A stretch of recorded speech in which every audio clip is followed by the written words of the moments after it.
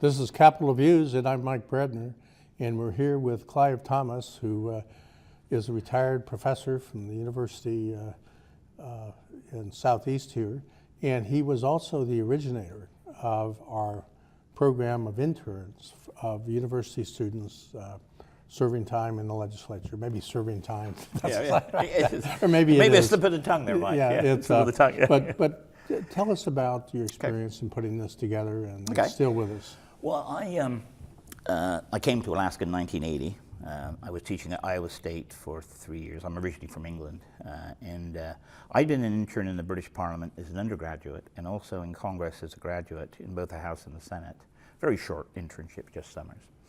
And when I taught at Iowa State, I'd helped run the program there, and those were the most valuable experiences of mine because, you know, I have a PhD in political science, but it put together a lot of the theory, and I saw, you know, the power structures and things, and got a very good view of it. So I thought it would be a good idea to try and develop one here. When I first came, there had been a few little problems the previous years, and so they told me to lay off it for 4 or 5 years. And so around '87, I started putting it together, and actually I had help from two very people who are now long since been in, one in the legislature, Johnny Ellis, who had been actually, I think, an intern in Anchorage, and he was working then for a guy called Don Clarkson. Some people remember this. The older people, a long time ago, 1987, yeah.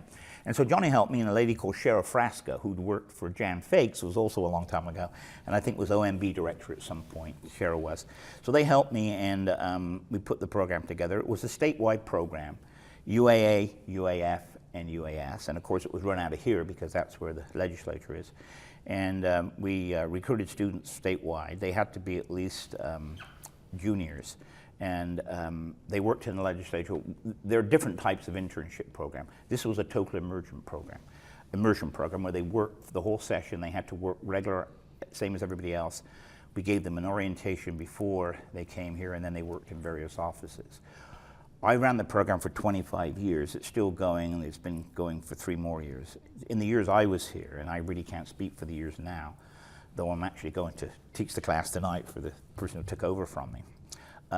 We had 225 interns go through the program. Of those people, we had 2 elected to the legislature, Tom Bryce a long time ago, back from Fairbanks, and then Mary Sattler Nelson Kapsner, who was elected from Bethel.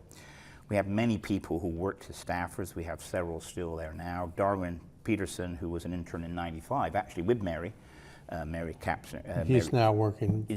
He's a government, basically the government's liaison, really, yes. We have several other people working there. Cecilia Elliott worked from Mike Hawker. George Ascot works for Representative Tuck, and so on. And so we've had many people. We've had people go on to D.C. and so on and so forth. And many have moved on to law school and so on. But a lot of them go to work in agencies. Oh, agencies, yeah. And the private, even on the private side, it's of great value. Yeah, oh yeah. We have 3 or 4 students who I keep in contact with who work basically as government relations person. One of them I haven't had contact with her recently. She worked for Safeway or somewhere down in like Dallas, Fort Worth, and she was the liaison.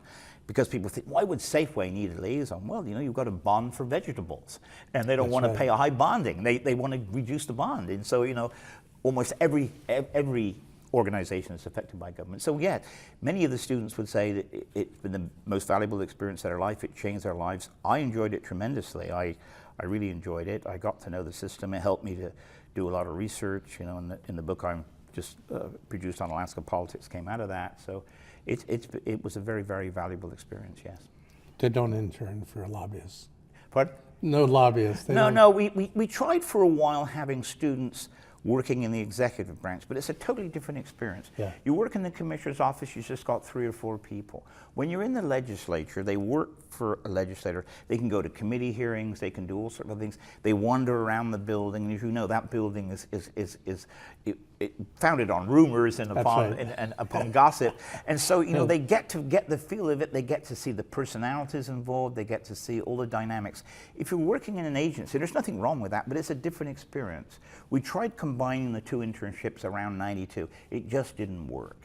Well, you know, every week we have a seminar with the students. We had a maximum of 10, and each week we do a different subject. One we might do the budget, and the next week we'd do the role of partisan interest groups. We did the role of the governor.